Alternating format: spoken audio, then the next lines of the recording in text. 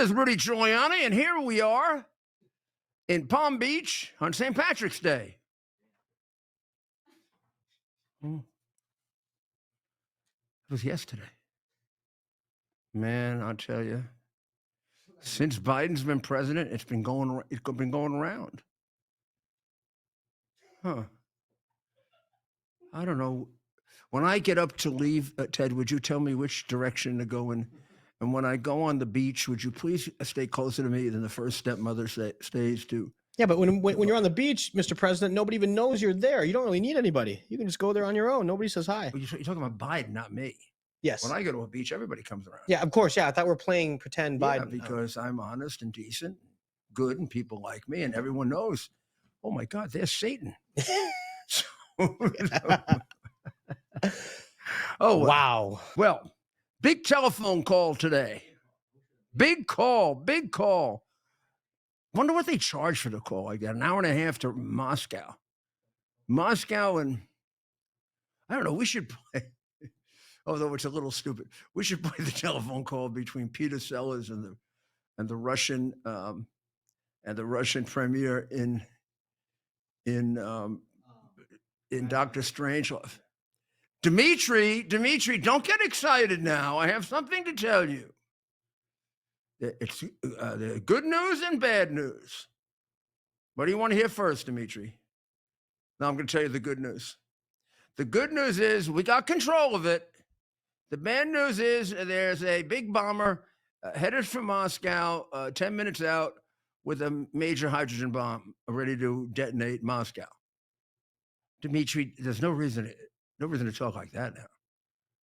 You never use words like that. Dmitry, it's really quite good. No, it wasn't like that. The president talked to Putin today, and the readout, if you do both, they always give. But the readout is the White House summary and the Kremlin summary, right? And do they still call it the Kremlin? I don't know. They do. Yeah, I think so. You would think they would have changed that because Kremlin evokes all of that, spy stuff and killing stuff and all that other stuff. Well, in any event, I'm going to give you the synopsis that comes from both. They agreed that there would be a limited ceasefire for 30 days. The limited ceasefire pertains to not hitting any energy or utility facilities of either country. Purpose, not to put out a city, not to deprive people of electricity, not to deprive people of gas, not to deprive people of transportation. I assume, but I'm not sure, that whatever takes place will take place between soldiers. And I think there's an attempt by the United States to try to, even now that this has been agreed upon, they're trying to push it over to that. And I really admire the way, and I'm not involved in the negotiations, so I don't think I can say anything to really harm it too much. I really admire that it's the president of the United States and Marco Rubio and the team, right? Walls and each one of them, they're the ones that have the eye on the main thing of all, which is to save human life. And to save human life in a situation where, and this has been true over a year now, it's not necessary anymore. Whatever you think of the objectives of Putin originally, or whatever you think of the objectives of Zelensky, those objectives have now been contained in different ways. Putin is no longer getting all of Ukraine, which is what people thought he was going to do the day he entered.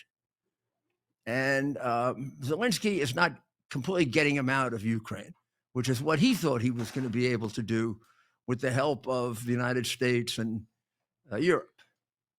It is now quite obvious that if people remain supported the way they're supported right now, Russia propped up by China and North Korea, including North Korean troops, and Ukraine propped up by the United States and, in varying degrees, Europe, they're going to fight to it to a draw, a stalemate, whatever you want to call it. They're going to remain in pretty much the positions they're in. And one major change that I do believe is what happens when you become indecisive. I think that Zelensky was in a somewhat better position 2-3 weeks from now when Trump put so much pressure on him to agree right away. I think at that point, Trump had Putin kind of stuck on this deal right away. He would have gotten this deal right away and probably a little better. And Putin would not have been given, like we like to call our show, America's Mayor Live, we like to call it soccer time, that little extra time you get. He wouldn't have gotten soccer time. There would have been no overtime. So had he not had overtime, right now, Ukraine would be controlling Kursk. Ukraine has totally lost Kursk. And I predicted this to you a week ago. I said Putin will say truce, ceasefire when he gets Kursk. And what did he do? Ceasefire when he said Kursk. And I will guarantee you he wasn't thinking that way before Zelensky pulled his hissy fit and ended up with a 5 to 10 day delay. And Putin, who is possibly or probably is a more decrepit human being, probably killed a lot more people than Zelensky, although Zelensky's no angel, having come out of the worst oligarch in Ukraine. Zelensky's no match for him. Putin wrapped him into that, got him to give him the extra time, went in and like a pitcher in the ninth inning, closed by taking Kursk back. What does that mean? That means that Zelensky had some Russian territory. It wasn't much, but it was something, and it was more than just small s symbolic. It was large s symbolic because Russia hadn't been invaded since Hitler. They've had no one take territory from them, even for periods of time since Hitler. So Putin would have to have traded to get this back. Now Putin is only going to trade if Trump can make the deal for them, and it sounds like he is. So the points of the ceasefire that we know of so far are 30-day ceasefire, no hits on energy or utilities or facilities during that period of time. As to other kind of fighting, it's a little unclear. Second, there will be a release of 20 plus Ukrainian prisoners without any conditions at all by Russians to the Ukrainians. Number 3, there's an agreement that they will sit down and negotiate a land and other both a land arrangement and a security arrangement that both can agree on. And although I don't think this is part of the agreement, they all agreed that Iran has to be stopped on its way to being a nuclear power. That was very important. A very important thing to add into this. One of the things the president has done is recognize that when you're dealing with the second or third, most powerful country on earth, which has maybe not your capacity, but still has the capacity to either destroy the world or do great damage to it, there's always more than one issue involved. And their support, even behind the scenes for Iran, was a very, very big crutch for Iran to lean on. Bibi Netanyahu has taken all the big crutches away from Iran. They are on a cliff. They no longer have Assad holding them up, and they no longer have the Hezbollah holding them up, and they no longer have Hamas holding them up. And China has taken a powder, and they're ready to be pushed off. And just to get Russia to agree to that and kind of stay out, something's going to happen in Iran, I can assure you. And Iran, you're on your own. You don't have all those little proxies now. And the last time you were on your own, Israel showed they could have their way with you, didn't they? Like, how would we put it? They are no, you are no match for the IDF. You weren't even a match for Iraq. So this was a big day. This is a day that probably never could have happened under Joe Biden. First of all, he couldn't have had the telephone conversation for 90 minutes. We know from his performance at the debate that he would have made sense for no more than 2 or 3. He'd have made a fool out of himself, and who knows what he would have given away without knowing it. Or who knows what war he would have started without knowing it. If Kamala Harris would have the conversation, Putin would probably attack us just out of frustration and not being able to understand what she was talking about. This only happens because of Trump. This war only happened because there was no Trump, and this war is over or going to be over because of Trump. And this is a major achievement. Did the president say? Do we have some of the president's words from today, so that we can see this?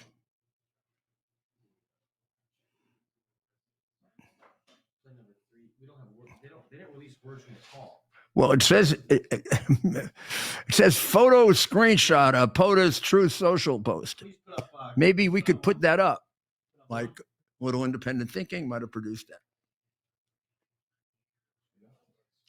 Well, that is that doesn't. Oh, that really looks like a picture. That's what he said. I can't read it. It's too far away, and I didn't want that. I wanted a photo screenshot of him on the phone. Oh, can we put on number 2, the picture of the president on the phone with. That's the president on the phone with Putin. Hey, it is amazing. You would think for a conversation like this, he'd use a bigger phone. It should use a bigger phone. And would you take it on speaker? No, I would not on take speaker in the Oval Office. Too many people. No, because I think both of them. Well, I mean, look, it doesn't really matter. You can be on a phone, and 5 people can be on. Nobody would know it. So they have to trust each other. And people were listening to that call. How do you think they did a readout of it? Yeah, they both know. So both of them have somebody on the phone at least as a trusted rapporteur of the call. Yeah.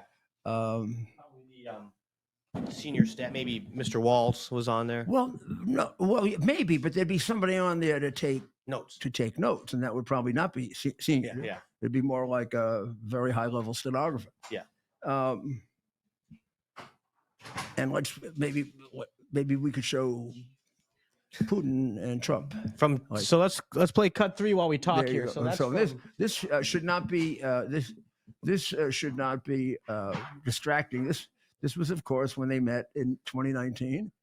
And you say, well, now how can these people who are on both sides of it probably at one point or another, I can't remember for sure if any Russians killed any Americans under Trump. I don't think so, or vice versa, but they could very well be at war with each other.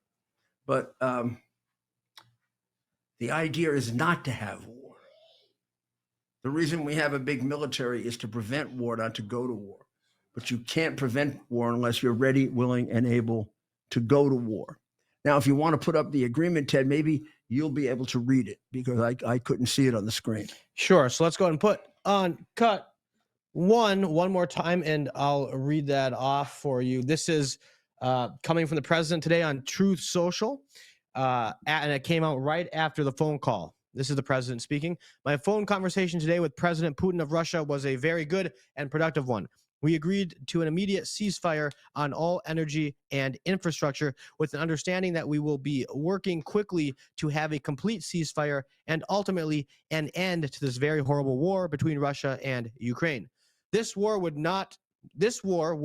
have never started if I were president. Many elements of a contract for peace were discussed, including the fact that thousands of soldiers are being killed, and both President Putin and President Zelensky would like to see it end. That process is now in full force and effect, and we will, hopefully, for the sake of humanity, get the job done. Yeah, that is absolutely correct. This never would have happened. We can count probably 1 million people dead because of Joe Biden. We also should point out that agreement could have been reached a year and a half ago. Now, things have not materially changed within Ukraine since then, and nobody has made any progress worth the lives that were lost during that period of time. So, congratulations, President Trump. Of course, you should get the Nobel Peace Prize. Question is, if you do, should you take it? And you know, there's all likelihood they won't give it to you because this isn't really peace. This is a war that Europe and Zelensky and the left wing wanted to go on for forever, or until Ukraine beat Russia. So you tell me how Ukraine beats Russia and we don't have a war. And then the question is Ukraine of the strategic importance that we should have a war? One would say if someone invaded Israel, we should have a war. Israel has been a great friend to the United States. It has proven to be a strong, solid, democratic ally only of the United States for all these years. Ukraine is a wonderful country with wonderful people who have suffered greatly, but they have never done anything for the United States. They've never been an ally of the United States. We've never had to depend on them for security. The reality is we assumed a situation and were quite secure when Ukraine was part of Russia. Do we want them not to be part of Russia? Yes. Is it in our strategic interest generally for them to be? Yes. Is it worth our going to war over that as compared to, let's say, Poland, where we have a whole different group of factors, including the things we did for each other in World War II? No, it's a very different situation. And the inability of many of our people who are doing foreign policy to be able to analyze that difference in a way that's in the best interest of the United States is very, very frightening. Not the least of which the ones that just do it because they're disloyal to the United States. But even those who intellectually can't grasp differences in degree with regard to when do you put American lives at risk, and are willing to just throw them at risk all over the world for the excitement of being at war, I guess. Another piece of very, very good news, which I attribute 100% to Donald Trump and Elon Musk, and that is the return of the astronauts. Senator Kelly was quite incensed today. Senator Kelly was an astronaut, but he was quite incensed that on some show beforehand, some reporter said that Biden wasn't able to do this, wasn't able to accomplish this. Isn't that a statement of fact? They were up there. They're supposed to go up there under Biden's command for 9 days, and they're up there for how many days? 9 months. Yeah. Who was the president? Biden. So did he not do it for politics because he was afraid something would go wrong? Did he not do it because Elon Musk would have been the one who had the capacity to do it, and he didn't want to give Elon Musk a political victory? Gosh, that I would almost guarantee you. And if you think that Biden has any regard for human life, then look at Afghanistan. Look at Ukraine, which never would have happened if it weren't for Putin. Look at all the people that died of drugs that he invited into the country in the most ridiculous, most obvious, clearest way possible. I mean, his son has been afflicted by drug addiction for his entire life, and the man doesn't give a damn how many people die of drugs. So these two people up in space don't mean anything to him. Remember, he couldn't even pronounce Laken Riley's name correctly. You know, it was amazing the other day, the media got more upset about how the Trinidad people were treated who are the people, the guy who killed her was from Trinidad, than they were about Lake and Riley, which they lied about for a while. I mean, there's much more immediate concern about how all those poor murderers, rapists, drug dealers, human traffickers, and just plain career criminals were treated. And then Lake and Riley, they tried to keep quiet because it might hurt Joe Biden. And then they didn't seem to even care that Joe Biden never called, never mentioned it, and couldn't even pronounce the name correctly. But these animals that were returned to Venezuela, who have already shown the capacity to kill, rape, murder, and engage in all kinds of perverse acts in the United States, there was great sympathy for them. They weren't treated, I don't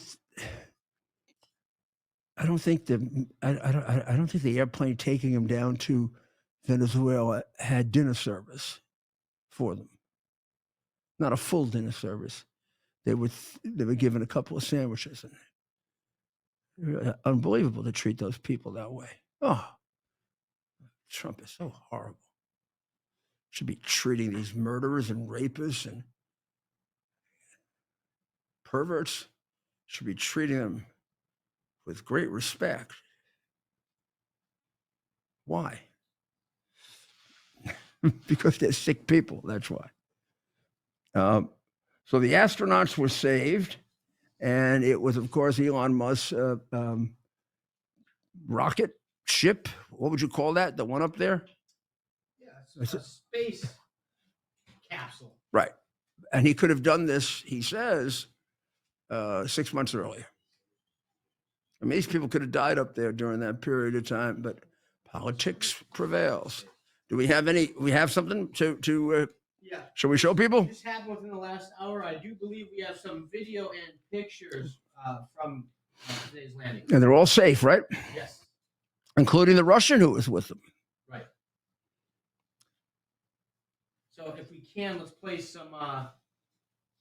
If we have some video from today's the landing, which happened, of course, within the last hour, we'd like to play that if we can. Of course, these two astronauts were stranded there.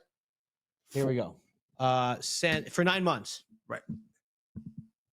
And thanks to the help of President Trump and Elon Musk, they are now back on Earth, safe and sound. That right there, what you're looking at there is the capsule making its way to the ground. You can see the four massive parachutes. It must be very close to the Earth. It looks like you can see some kind of hangar on Earth there. That's right. And we'll gather some more video footage. Quite the scene as they landed in the Gulf of America off the coast of Florida. What is separating, Ted? Those are the four parachutes. Now, the four parachutes are the four human beings? Nope. The four parachutes are all connected to the capsule. There's a little they're helping the capsule capsule down. Make its way to the water. Now the here. capsule is going to land in the Gulf of America, correct? There it is. It's landing right now, touches down. Then there's a little splash, and then you notice the parachutes detach. A very gentle splash. Very gentle splash. Those parachutes really slowed it down, and maybe we can look how beautiful later on. My goodness, that's like a work of art. It really was like out of a movie. It's like the movie quality. That's a drone, I'm guessing you're looking at. They had a drone right there. They knew that's how good they are. They can basically. Are those parachutes now accomplishing anything, or is that just the parachutes are now in the water? Something beautiful. Right. The parachutes at that point are just landing in the water, and they then. The last I checked, they were taken out. And they were taken out of the capsule. Right. Yes, they are out of the capsule on land, and we'll get some more video. Are they on land or are they on a ship? Sorry, on a ship. By now they may have reached. We'll see how far out they in the Gulf of America. But even some of the news outlets and even NASA, I noticed they avoided using that.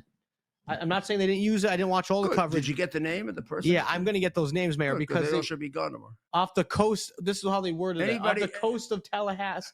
Off the coast of Tallahassee. Anybody who has trouble saying the Gulf of Mexico should go. The Gulf of America, rather, the Gulf of Mexico should go live in Mexico. Doesn't make any sense. What you have against? If you like Gulf of Mexico, well then damn, go live in Mexico. It doesn't seem like it should be a controversial thing, right? It's absurd what they turn into controversies just because of Trump. Anything good for our country, they're against. Anything good for some other country, they're not. It's really sick people. Sick people, but hopefully we're getting over. We're gonna take a short break while we say all the curse words that we want to say about them that we're not allowed to say on TV. We'll be right back. That's we're having fun tonight. The JFK. I hear every day about the products you all wish MyPillow carried. Well, guess what? We probably do. Slippers, bathrobes, pet beds, blankets, mattresses, sleepwear, loungewear, duvets, comforters, pot holders, aprons, oven mitts, and so much more. And they're all on sale. For example, get our best-selling standard MyPillows for only $14.98. Body pillows, $29.98. 6-piece bath towels or kitchen towel sets, just $29.98. Multi-use MyPillow 2.0s with pillowcase, $9.98. Save $40 on our Spring Percale and Giza Dream bed sheet sets. Any size, any color, and so much more. So go to MyPillow.com or call the number on your screen. Use your promo code to save up to 80% on all MyPillow products. And I've never done this before. When you spend $100 or more, you're going to get 2 standard MyPillows absolutely free.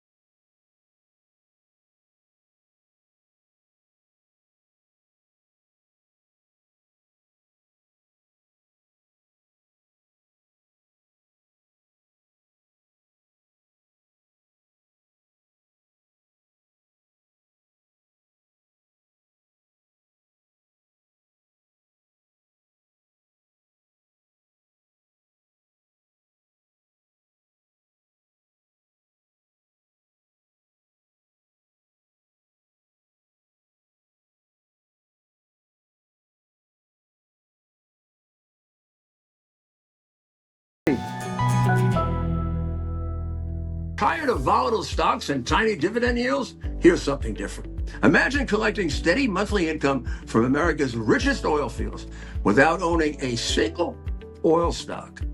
While everyone else stresses about the market, you could be earning passive royalty income month after month. This unique investment has nothing to do with drilling, exploration, or operations. You simply collect your share of the profits when oil companies pump oil. The Oxford Club's Mark Lichtenfeld has found what he calls the perfect income investment, a unique oil royalty opportunity that's still flying under Wall Street's radar. And you can get started with just $25. Head to RudyOilBoom.com now to discover more. That's RudyOilBoom.com. Stop worrying about the market and start collecting oil royalty checks instead.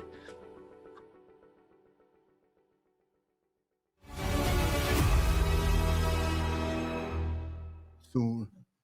Carol will tell us when she's ready. This is Rudy Giuliani, and now ordinarily in a situation like this with Rudy's Coffee, which is by far the best, I would say, "Oh, here's my Rudy's Coffee. It's great." It isn't Rudy's Coffee. Rudy's Coffee is it's backed up about 3 weeks. Would you believe Rudy doesn't have any Rudy's Coffee? It's very sad. It's very, very sad. It's cruel. After all I've been through, you think I could have Rudy's Coffee, huh? And I can't even blame it on the Bidens. I could blame almost everything on them, but I can't blame it on them.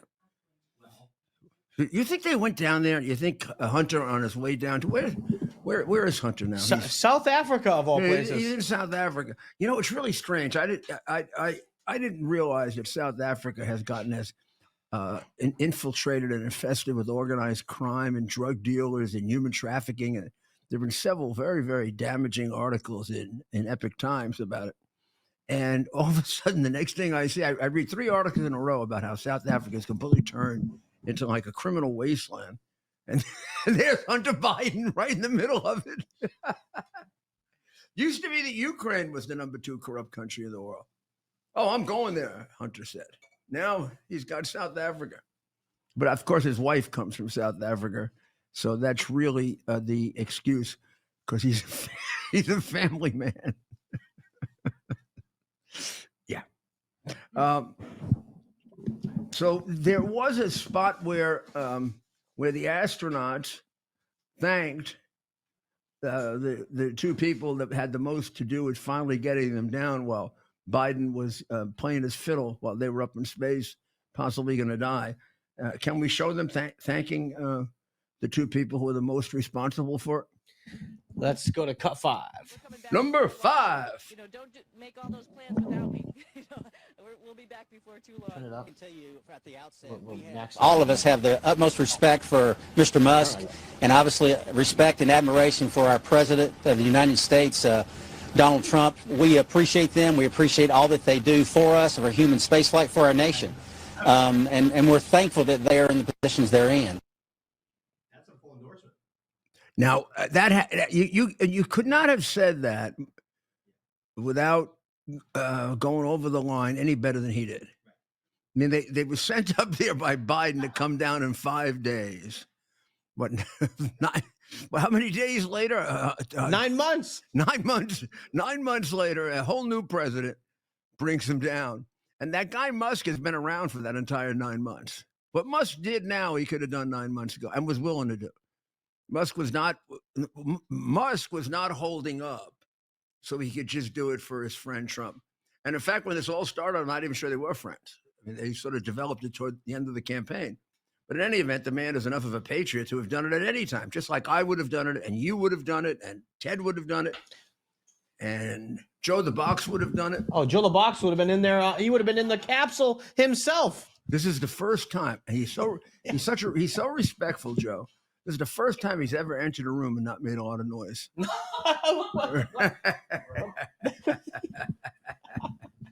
We're going to show you some pictures of him and his addition to Palm Beach, which later on we'll call the president and see if his neighbors have called and complained. Oh, you know it when Joe the Box is rolling into town. Joe and his brother have been driving around on their motorcycles. Shout out Johnny the Blanket. Johnny the Blanket. You got to meet Joe the Box and Johnny the Blanket if you ever met these 2. They've been driving around Palm Beach in their motorcycles. Put it on. And Palm Beach is not a motorcycle town. Well, we're going to talk to Joe in just a few minutes. Let's get some of the news out of the way, and then we'll get to the serious stuff with Joe. So the Alien Enemies Act of 1798. I love this. So we fought the 2020 election thing over the Electoral Act of 1890 or 1877 or something.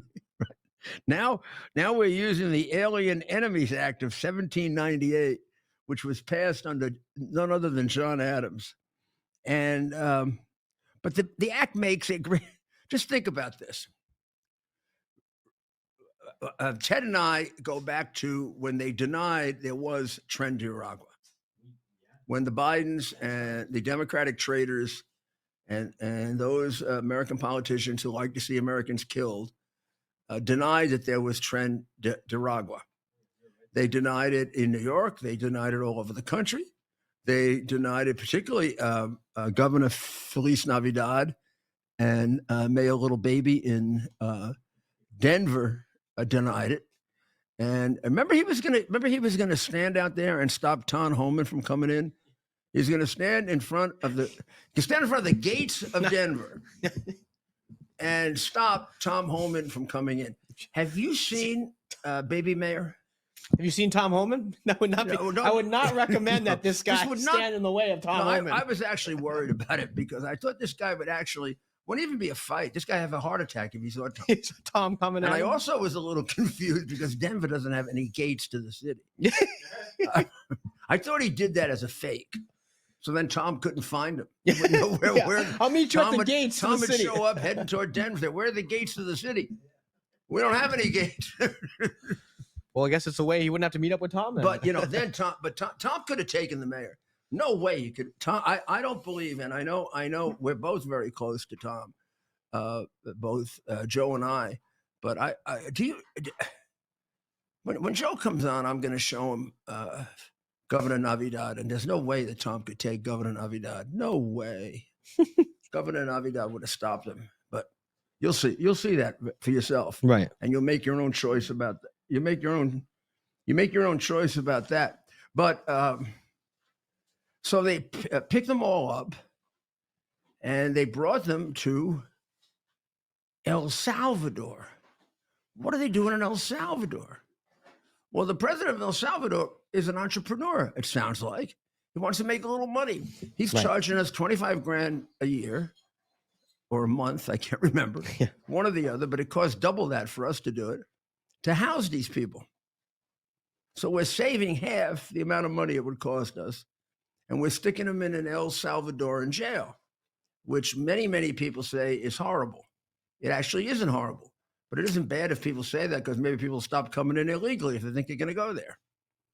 And when they brought them in, do we have some video of their going in, of the Yes, so that's of the aliens going in? so this is the prison, CCOT. So tell me what's wrong with this. Yeah. I mean, what's Who's wrong with opposed this? to this? Show me anybody that's been abused, or this is nothing like the people hanging onto the planes leaving Afghanistan. No, they're being look at them. They're being what? walked. They're being walked. Well, they're murderers. They're killers. They're perverts. They're Oh, exactly. That's what I'm saying. these are, who knows how many of these people murdered people, or how many of them raped women. Yeah, they seem to like to do that. He's not messing around down there, was that President Bukele? Look, I used to be in charge of the Federal Bureau of Prisons, and we lost a prison guard once to a lifer. You know what he said? Why he did it? I was bored. He had two murder convictions. Should have been executed with the first one. Should have been executed with the second one. And it's the thing that changed my position on death penalty when I had to go to the funeral. 4 kids grew up without a father because we didn't have the guts to execute somebody who should have been executed, for the simple reason that you say, the liberals love to say, the death penalty is not a deterrent. Hey, jackass, it deters them from killing somebody else. Did you ever think of that? Small brain. So if that guy that did 2 murders had been executed for one of those 2, that prison guard and it would have been alive, and those 4 kids would have had a father for the next 30 years. Okay, now tell me it doesn't deter people. It's much worse. All the geniuses say this, from Harvard and Yale and all of those nitwit schools. They say things like, well, it's much worse to spend life in prison than it is to be executed. Then why do people fight for 30 years to avoid execution? Why do they spend millions of dollars doing it? Why do all the Ivy League schools devote all their lawyers and stuff to doing that, rather than trying to help America save babies' lives or do something good? Because they don't want to die. And they also know that somebody like Andrew Cuomo could come along and sign a bill in 2019 that he did, that has wreaked havoc with New York in terms of crime, bail, young people being treated as if they're just juvenile delinquents after they kill their parents.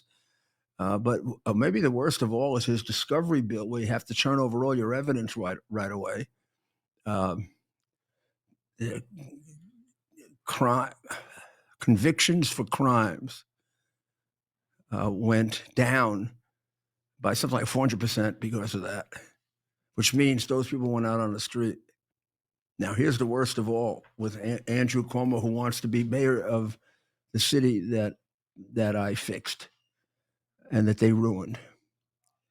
He signed a bill in 2019 that he doesn't like to talk about. It loosened up the standards for parole. There are now 43 cop killers walking the streets of New York because of one Andrew Cuomo who wants to be mayor. And here's the sickness of the people in my city. He's the leading candidate. Now, the people in my city don't want to see cops dead. And if they ever made that connection and put it together, they'd vote against it, but they don't. Something happens in the synapse of the brain with brainwashing. It's like African Americans who favor choice in education, vouchers, private schools, scholarships for private schools, somewhere between, depending on where you are, 70 and 80%. Their representatives who they vote for in numbers like 70 and 80% are against it because their representatives are much more interested in the money they get from the teachers union than the education of black children. And they don't vote against them. They don't make the connection. The brainwashing is so good, the connection gets wiped out. So this could be the most important thing to them, the education of their children. And all of a sudden, they're stuck with 40 years of not having a good education for their kids and voting for the people who do that. And for the life of me, I have for 30 years been trying to figure out how to make that connection, because I became a very, very big advocate of choice.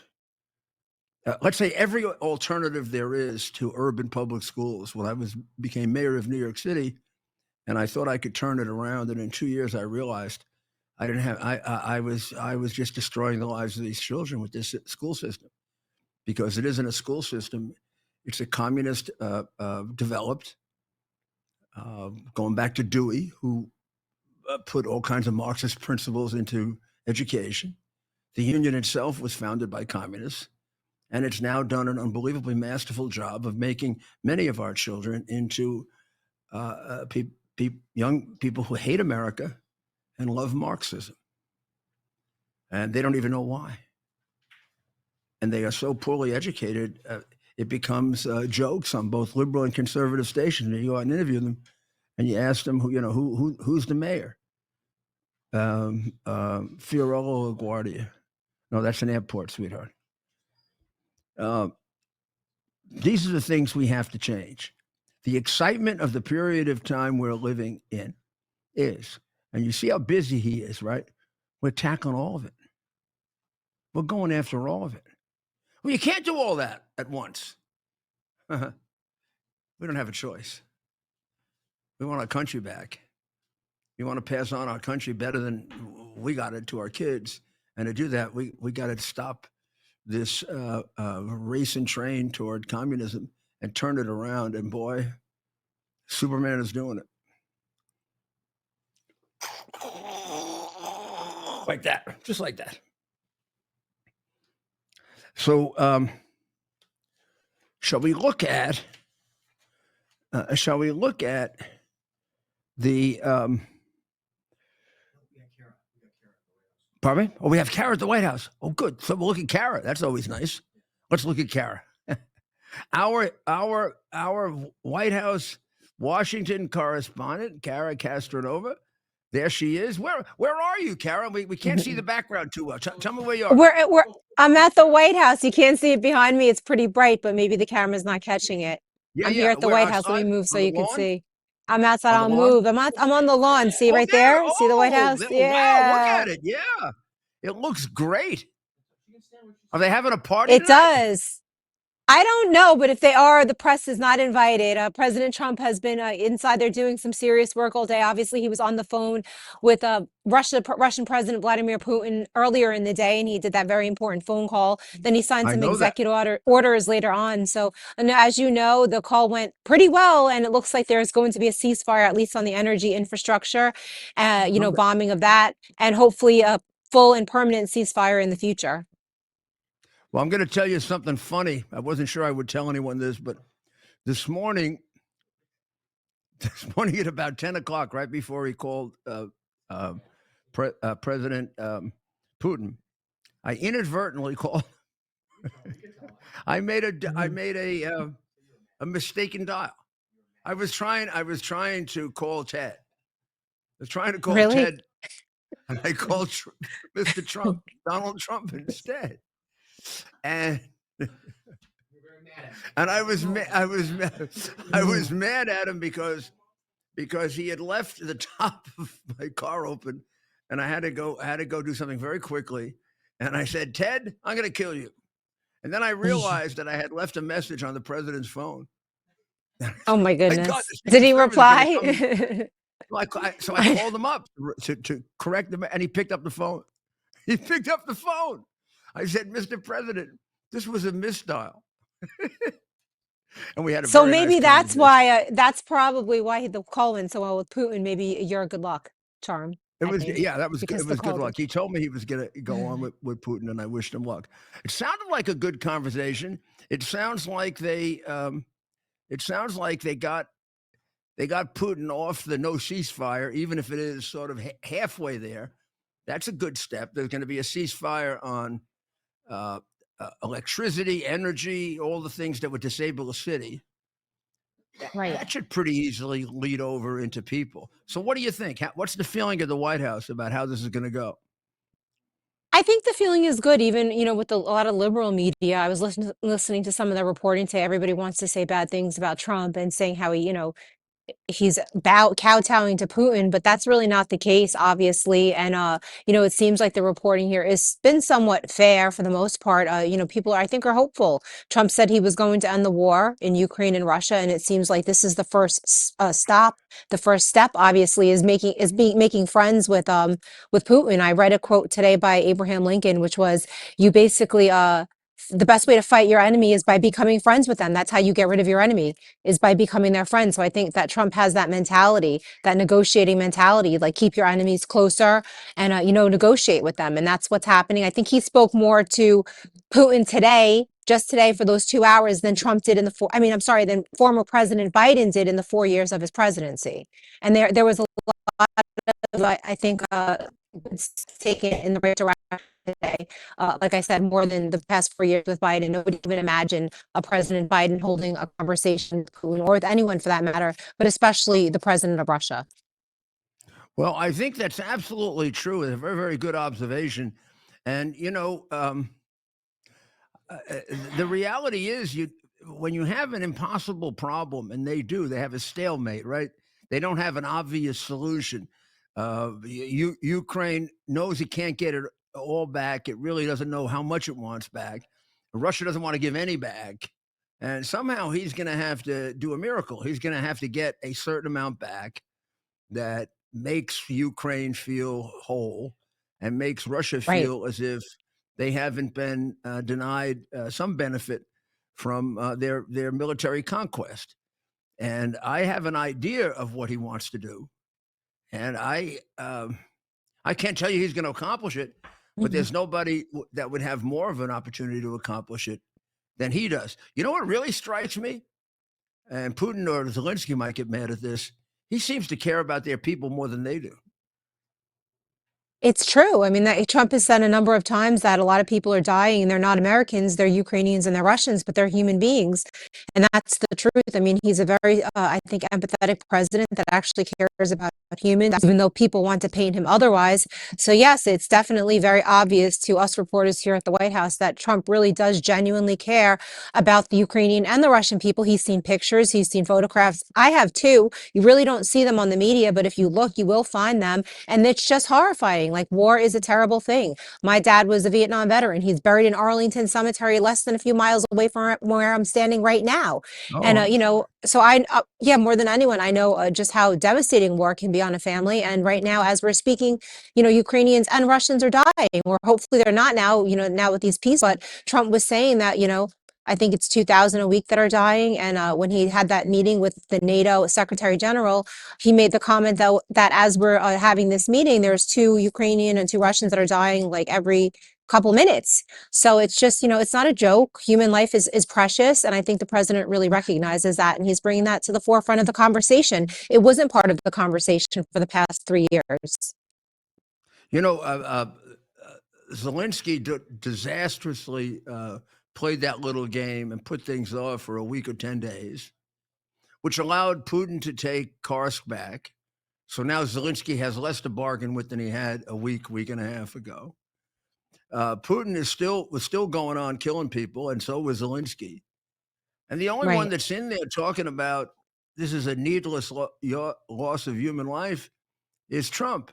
And you never heard Biden say that. So in No, I mean, all this war situation, the first one that put a focus on why are all these people dying?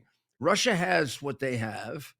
Ukraine has tried mightily to stop them, has stopped them to a certain extent, but not completely. And unless you're a fool, it doesn't look like it's going to change very much. So for a year and a half, people have been dying for nothing. And I think it's driving him crazy for the right reasons, because he's a human being. And thank God he came right. along for the good of those people. Yeah, I can't imagine what would have happened if it was the other way. Obviously, it wouldn't be good for Ukrainians or for Russians or for a lot of people for that matter.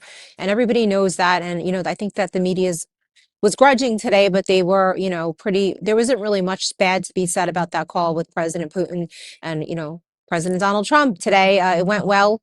And, everybody was here. I mean, the entire legacy media was here, sort of just hoping that Caroline Leavitt will come out and make a statement, or maybe, one of Trump's senior officials about the call. But, for the most part, they released a statement, they released a readout and a summary of what happened. But really not much more than that. I think tomorrow we'll get more information on the real details of that call. But it seemed, like I said, to have gone really well, and everybody's very hopeful about the future. I'm sure they did that because it's very delicate. They don't want to make a Right. mistake. They're at a very, very delicate point here. And slightest little thing said one way or the other, it could go off. I think it's being handled brilliantly, and you're doing a great job of covering it, Kara.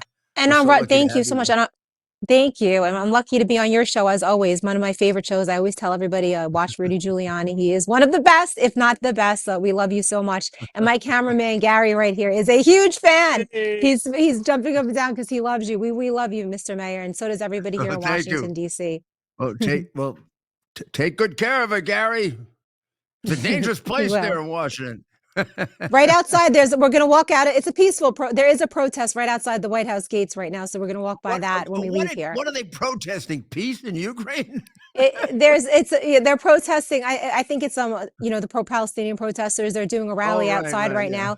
There's rallies outside every day. We're at the White House. We're basically, here in Washington D.C. where everything is going on. So any day of the week you're going to find a protest, and luckily they're generally peaceful. It's really not like New York City, where it's not as peaceful, but here in D.C. it's not so bad. It occurs to me that Ukraine war is the only war we've had where all those hippie zippy pippies, wherever they are, don't have a rally for peace in Ukraine.